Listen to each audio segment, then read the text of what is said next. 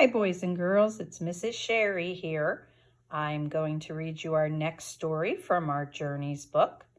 This week's story is called The Goat in the Rug. And if you look at the top, it says by Geraldine.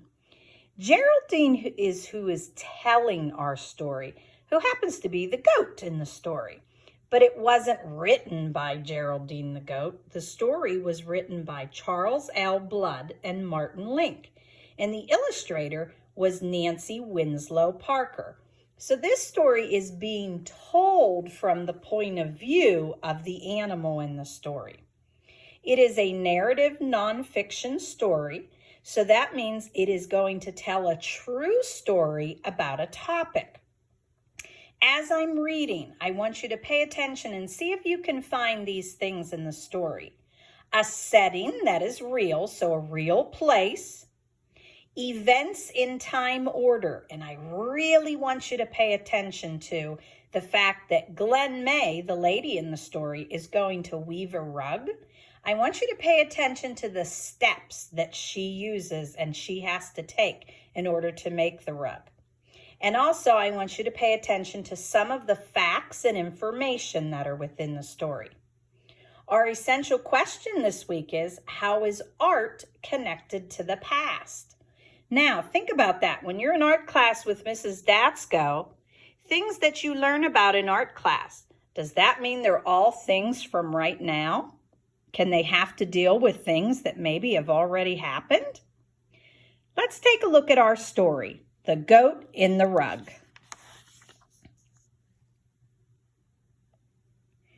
My name is Geraldine, and I live near a place called Window Rock with my Navajo friend, Glen May. It's called Window Rock because it has a big round hole in it that looks like a window open to the sky. Glen May is called Glen May most of the time because it's easier to say than her Indian name, Glenashba. In English, that means something like female warrior, but she's really a Navajo weaver. I guess that's why one day she decided to weave me into a rug. I remember it was a warm, sunny afternoon. Glen May had spent most of the morning sharpening a large pair of scissors. I had no idea what she was going to use them for, but it did not take me long to find out. Before I knew what was happening, I was on the ground and Glen May was clipping off my wool in great long strands.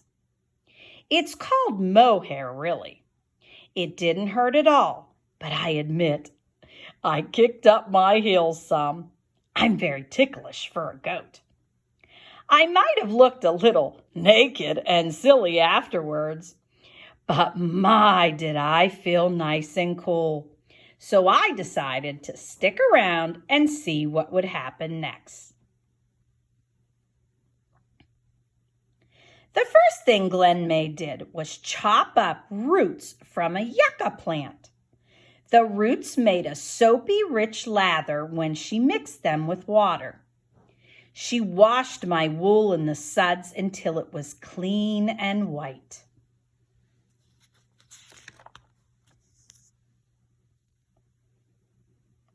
After that, a little bit of me, you might say, was hung up in the sun to dry. When my wool was dry, Glen May took out 2 large square combs with many teeth. By combing my wool between these carding combs, as they're called, she removed any bits of twigs or burrs and straightened out the fiber. She told me it helped make a smoother yarn for spinning. Then Glen May carefully started to spin my wool, one small bundle at a time, into yarn.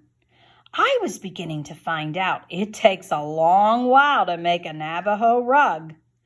Again and again, Glen May twisted and pulled the wool. Then she spun it around a long, thin stick she called a spindle. As she twisted and pulled and spun the fiber, the stronger and smoother the yarn became.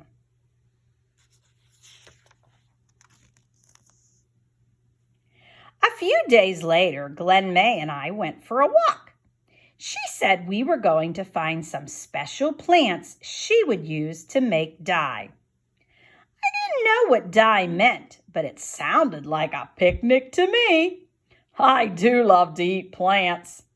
That's what got me into trouble. While Glen May was out looking for more plants, I ate every one she had already collected in her bucket. Delicious!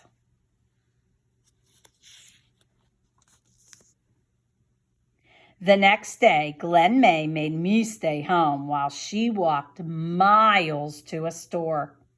She said the dye she could buy wasn't the same as the kind she makes from plants, but since I'd made such a pig of myself, it would have to do.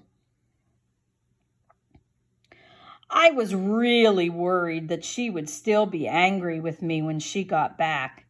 She wasn't, though, and pretty soon she had 3 big potfuls of dye boiling over a fire. Then I saw what Glen May had meant by dyeing. She dipped my white wool into one pot, and it turned out pink. She dipped it in again. It turned a darker pink.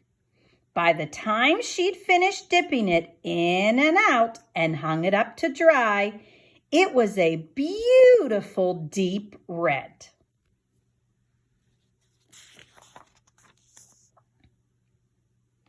After that, she dyed some of my wool brown and some of it black.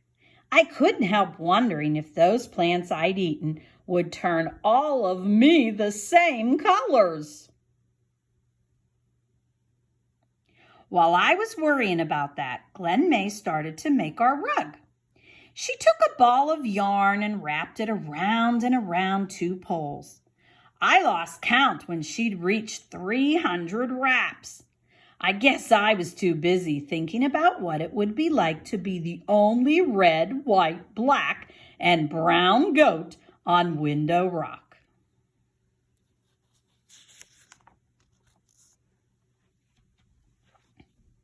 It wasn't long before Glen May had finished wrapping. Then she hung the poles with the yarn on a big wooden frame. It looked like a picture frame made of logs. She called it a loom. After a whole week of getting ready to weave, Glen May started.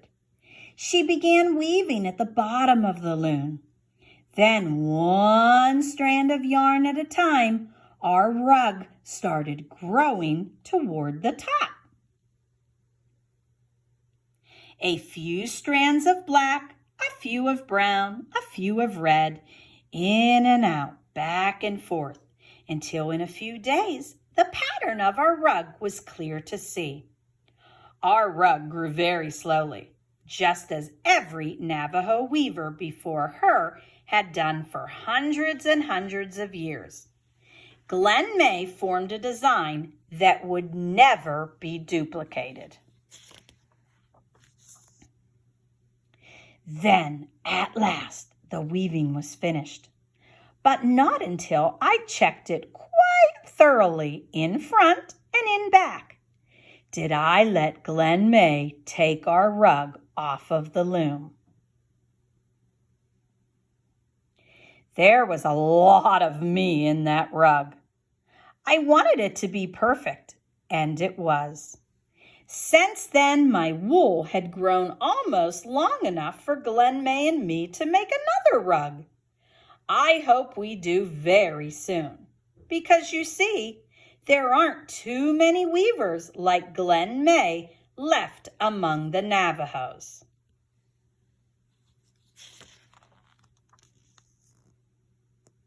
And there's only one goat like me, Geraldine. This is the true story of a weaver and her goat who lived in the Navajo Nation at Window Rock, Arizona. So now that we've heard our story and we got to see the different steps that Glen May had to take in order to make the rug with Geraldine, I'd like you to spend some time and talk with your parents or maybe a brother or a sister. See if you can tell them the steps of how she chose to make the rug. And you don't have to just think about that because sometimes it's hard to remember some of those things. But think to yourself of something that you could do at home. Maybe something as simple as making a peanut butter and jelly sandwich. How do you go about doing that? In order, how would you do it? Is the first thing you're going to do spread the peanut butter? I don't think so. You didn't even get the peanut butter out yet. You don't have anything to spread it with. You didn't get any bread out yet. So think about the steps of things that we have to follow in order to do things. Until next week, boys and girls, have an awesome week. Stay safe. I miss you.